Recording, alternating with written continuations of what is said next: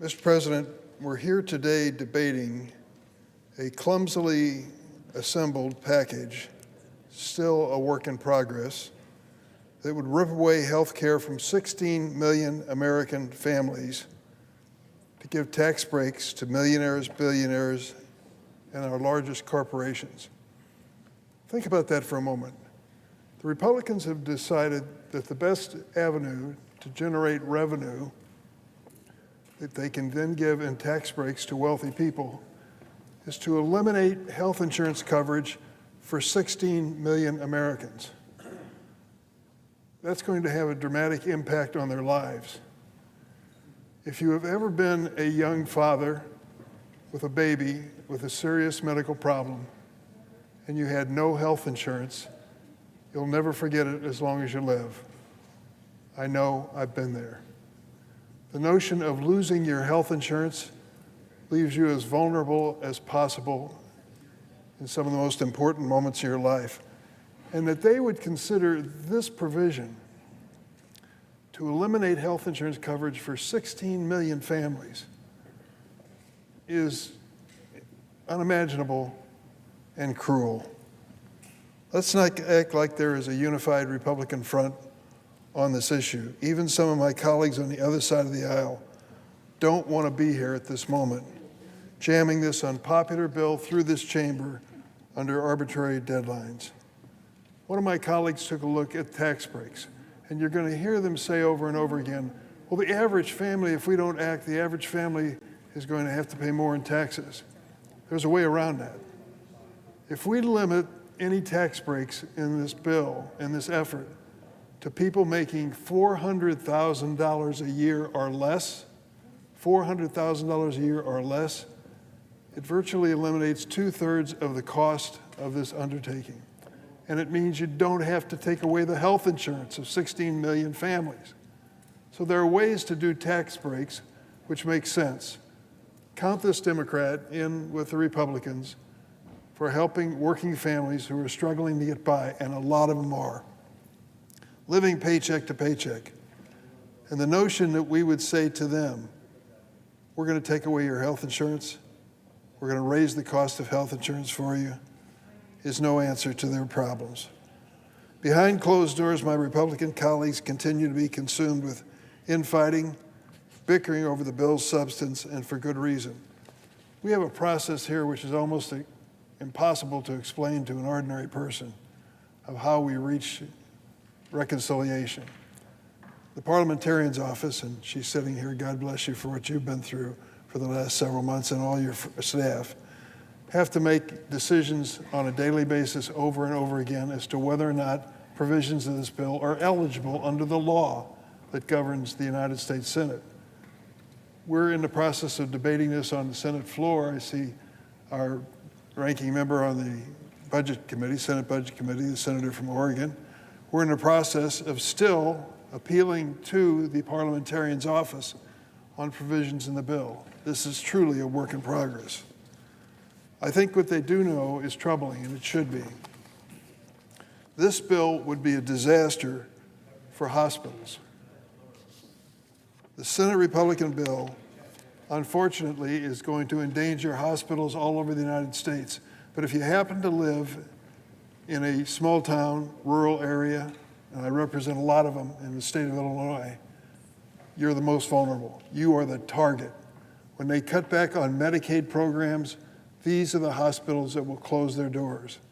What's the impact of a hospital closing its door in a downstate community in Illinois? Devastating.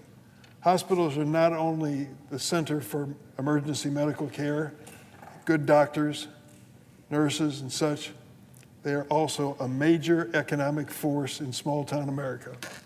Take away a hospital and then try to attract a new business to your community. Good luck. This Senate bill cripples one of the main ways that states fund their Medicaid programs and keep hospitals afloat, especially rural and low-income areas. It's called the provider tax. Earlier this week, a Republican senator, circulated a flyer to his fellow caucus members, so they're all on notice, detailing just how much each state will lose in Medicaid provider tax funding under their proposal. Let's take a look at my neck of the woods, the Midwest. Iowa would lose $4.1 billion. Missouri, $6.1 billion. Kentucky, $12 billion. Louisiana would lose $20 billion. North Carolina, $38.9 billion. Senator Tillis and I were in conversation yesterday, and he used that very same figure. His analysis says that to go forward with this bill cuts Medicaid reimbursement in his home state of North Carolina by a whopping $38.9 billion. This list of states and what they will lose was passed around by a Republican senator to his own caucus. They know what they're up against here. If Republicans have their way and pass this bill, hospitals will be forced to shrink or eliminate services. In Decatur, Illinois, one of the major hospitals facing the crunch time had to make a decision whether they keep their doors open. They did, but they eliminated OBGYN, delivering babies, and they eliminated all mental health and addiction counseling, two critical areas for the hospitals. So these doctors, this bill will force hospitals to shrink or eliminate services. Doctors and nurses will leave, and in some cases, the hospital will close. Imagine that in a rural area, a remote area, an extra 45 minutes, an extra hour in the car with somebody in the front seat you love very much who's in a desperate situation. As it stands today, half of the rural hospitals around the country already operate in a danger zone. And it's the same thing for children's hospitals. Do you have one in your community that you've used? I do. These children's hospitals have warned us they can't keep their doors open if Medicaid is cut as dramatically as the Republicans want to cut it. If Republicans have their way, we're going to see massive layoffs, fewer nurses, technicians, and doctors, along with decreasing quality of care. The American Hospital Association has estimated how these cuts to Medicaid could impact not just jobs at red state hospitals, but across the entire economy. Here's what they found. If the Republican provision goes through that cuts Medicaid reimbursement in order to provide tax breaks for wealthy people, Maine, as an example, one state, would lose 5,000 jobs. Kansas, 6,200 jobs. Iowa, 11,000 jobs. Missouri, 26,600 jobs.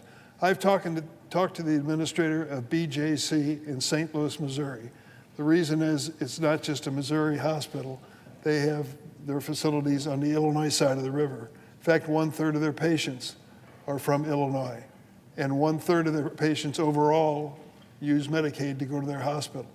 So he's told me what's going to happen if the Republican measure goes through and the cutbacks to these hospitals. They came up with, incidentally, the rescue fund to solve the political problem. I want to check and make sure Senator Murray can back me up on this.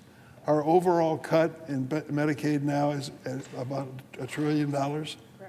$1 trillion. Imagine, this is Washington, we talk in those terms.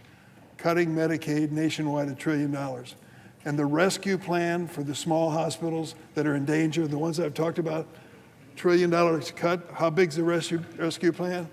$25 billion. Do the math. It's a joke.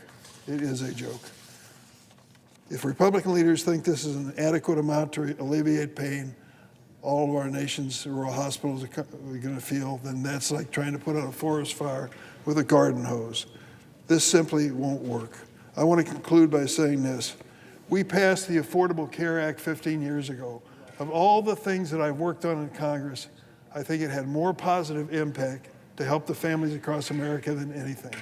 We found a way to make health insurance more affordable for families 15 years ago. And to do it, we held hearings, 100 hearings on the Affordable Care Act. Obamacare is what they called it. Roundtables, walkthroughs. Two committees spent a combined 21 days holding markups so that everyone could offer an amendment. Do you know how many amendments were made to the Obamacare program? 400. 400 votes in committee and on the floor on amendments. 147 Republican amendments were included. though not a single Republican senator ended up supporting Obamacare when it was all over. What do we have here with this measure? At the end of the day, that legislation, the Obamacare, allowed more than 40 million Americans to gain health insurance. Today, how many hearings have we had on the bill that's before us, this dramatic multi-trillion-dollar bill? None. Zero. Not a single one. Zero markups for senators to offer amendments. 400 amendments on Obamacare.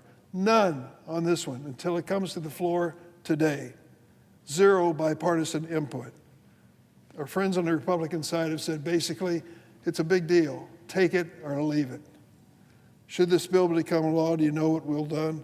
Thrown 16 million Americans off health insurance and closed many vulnerable small hospitals, all to pay for tax breaks for millionaires and billionaires. Maybe some of my Republicans are okay with that. I don't think the American people are. I'm hoping that sanity and common sense prevail. We need four. We need 4 senators to step up and say, stop this train. We've got to sit down and do our homework.